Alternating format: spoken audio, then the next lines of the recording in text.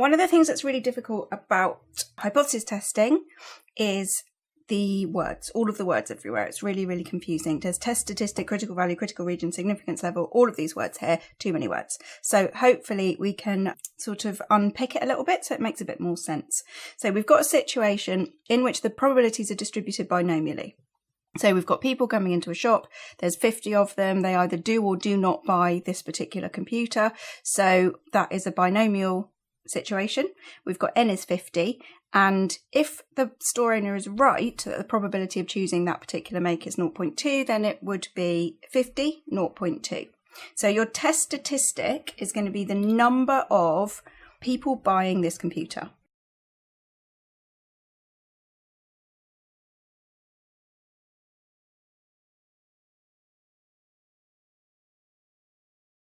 And as always, it's really, really important that you do both of these things. Don't just write that. Don't just write that. Make sure you've written both.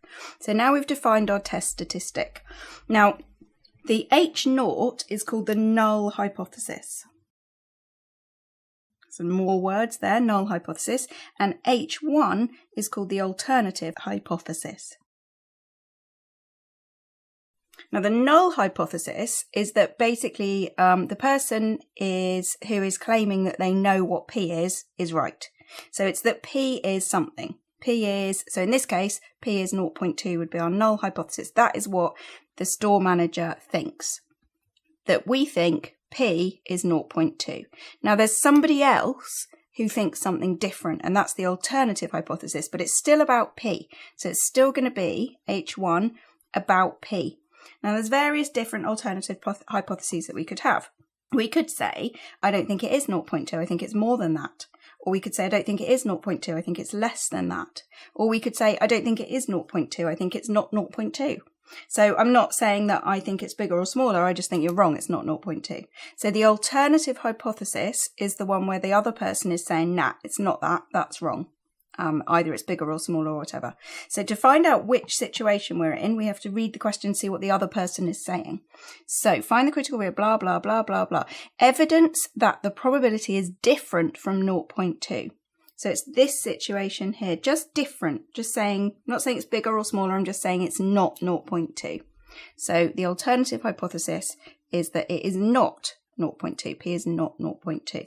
Now this one here is called, for reasons we'll see, a two-tailed test. And these two situations are called one-tailed test. So we are going to be doing a two-tailed test. The probability of each tail, we've got two of them, should be as close as possible to 2.5. We'll come back to what that means in a second. So you've got a binomial distribution here. The number of people buying the computer could be 0, or 1 or 2 or 3 or 4 all the way up to 50. Same thing here, 0 to n, 0 to 50, 0 to 50. Now, what we're looking for is for something really weird to happen if it is 0.2. If 1 in 5 people buy it, then that's fifth. If a fifth of the people buy it, then how many are we expecting to buy it? If we've got 50 people, that is 10. 10 people we're expecting to buy it. Now, say no one buys it, no one at all buys it, or only one person buys it. So we're really down this end, okay? So we've got no people, 1 person, 2 persons, 3 people, like maybe up to 3, I don't know. Those people, that's weird, right? If we're expecting 10 people to buy it, then only 1 person buying it's weird. At this end, similar thing. If we're expecting 10 people to buy it and then 38 people buy it, that's weird. That's suggesting that this is wrong. Now, in a two-tailed test, you look at both ends. You say maybe 0.2 is way too small, maybe 0.2 is way too big, I don't know. But these values of the test statistic are your critical region. Your critical region is where you say, do you know what, this is so flipping weird, I think that's wrong. I think H0 is wrong. I'm going to reject H0. So this is the critical region. This is the critical region. This is the critical region. The significance level is the probability of this happening. It's the probability of us rejecting H0. So in this question, it says that we want the tails to be as close as possible to 2.5%. So we are going to reject H0 if we come up with the weirdest 2.5% of things that could happen. then we'll say, do you know what? I think that's wrong. It might not be wrong. It might not be wrong, but we're going to say it. We're going to say we think it's wrong. So this is how I would recommend you do it. Because we've got a two-tailed test, I'll go tails at each end. And these are going to be my critical values. This is my critical value 1, my critical value 2 of the test statistic. The test statistic being the number of people who buy the computer. So the lowest it could be is 0 and the biggest it could be is 50. Okay. What I want is to find out what that number is so that the probability here, the probability of C1 or less, critical value 1 or less, is close to 2.5%, because that's a tail. And at this end, I want the probability of the second critical value or more to be close to 2.5%. As close as possible, it says. Okay, so what I need is my tables. And I'm doing a two-tailed test as the example, because if you have a one-tailed test, you're only at this end or only at this end. So this does both. So I need my tables. Okay, here's the table for the binomial distribution, the cumulative one, and I've got 0.2 as my p-value, and I've got n is 50 as my n value.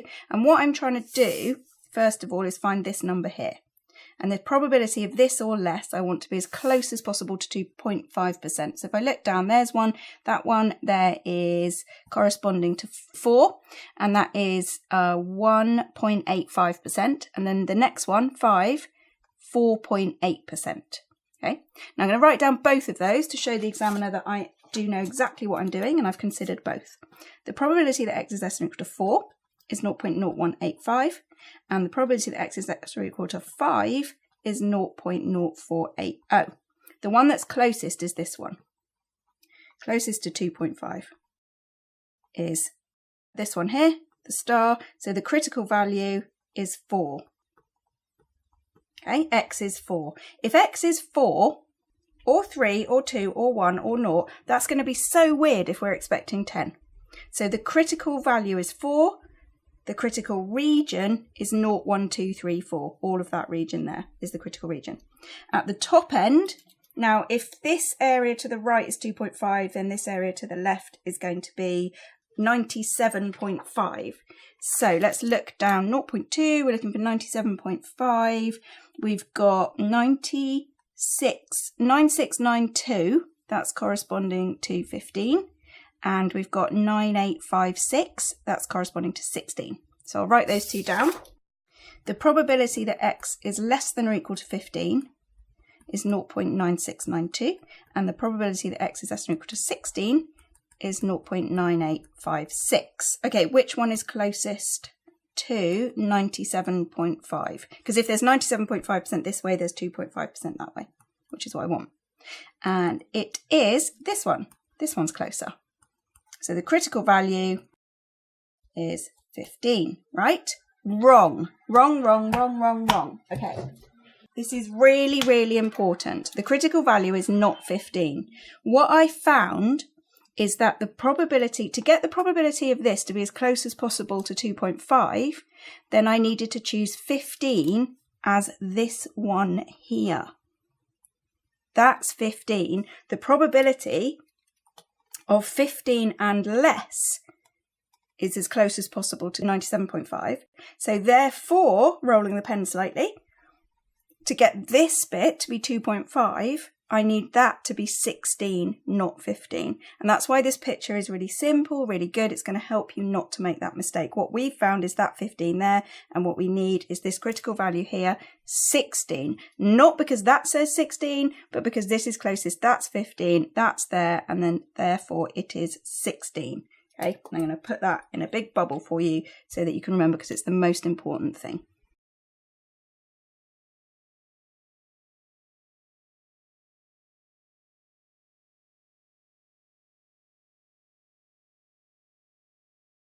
Okay, so what have we done? Found the critical region. So we know what the critical region is now. The critical region is going to be x less than or equal to 4, union combined with, or all the x's greater than or equal to 16.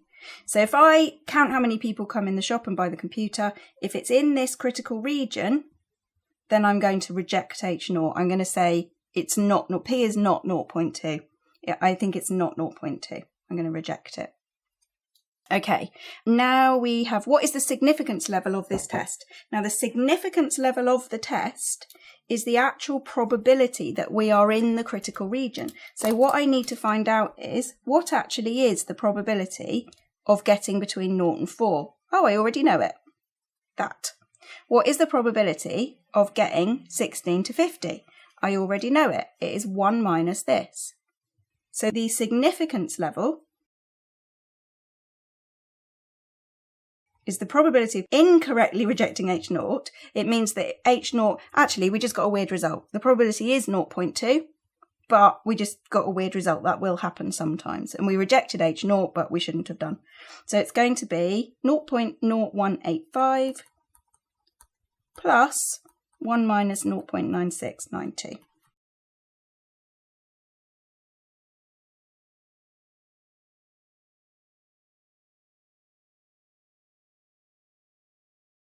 So there is a 4.93% chance that we will incorrectly reject H0. We'll say, oh, there's no way that P is correct. No way.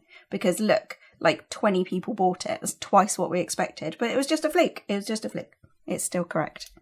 Of the 50 people buying a computer, it turns out that 15 buy it. Comment on this result. Now, the comment bit, you must make sure you use lots of words in the comment bit. The comment bit, you can't just say, nah, or something. You have to actually explain what's going on with regard to the critical region. So 15, is it or is it not in the critical region? No, it isn't. That's the first statement. 15 is not in the critical region. Okay, what does that mean mathematically? Does it mean that we do have enough evidence to reject H0 or we don't have enough evidence to reject H0? It means we don't have enough evidence.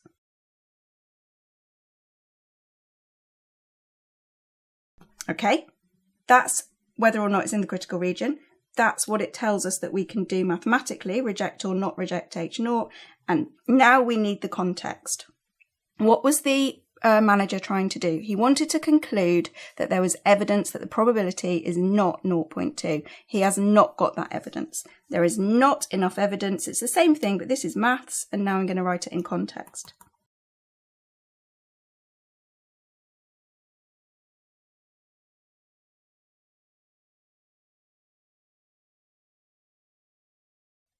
I'm running out of room. There is not enough evidence to suggest that the probability of buying the computer is not 0.2. I should have shoved all that up a bit, sorry. Okay, so the main thing that we're doing here is that if the test statistic, that's the value of x, is in the critical region, then you have sufficient evidence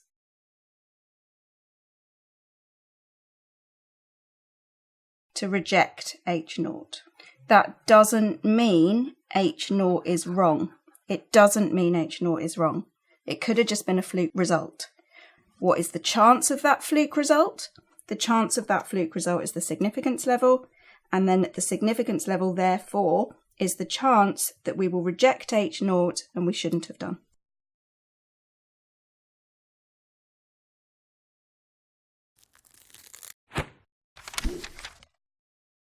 To get more maths videos from me, subscribe to the Tailored Tutors channel. If you like this video, don't forget to try out my complete A-level course for free in the free trial on the Tailored Tutors website. You can transform your grade in under an hour with my grade transformation playlist, or you can watch this video that has been magically selected just for you from the people at YouTube.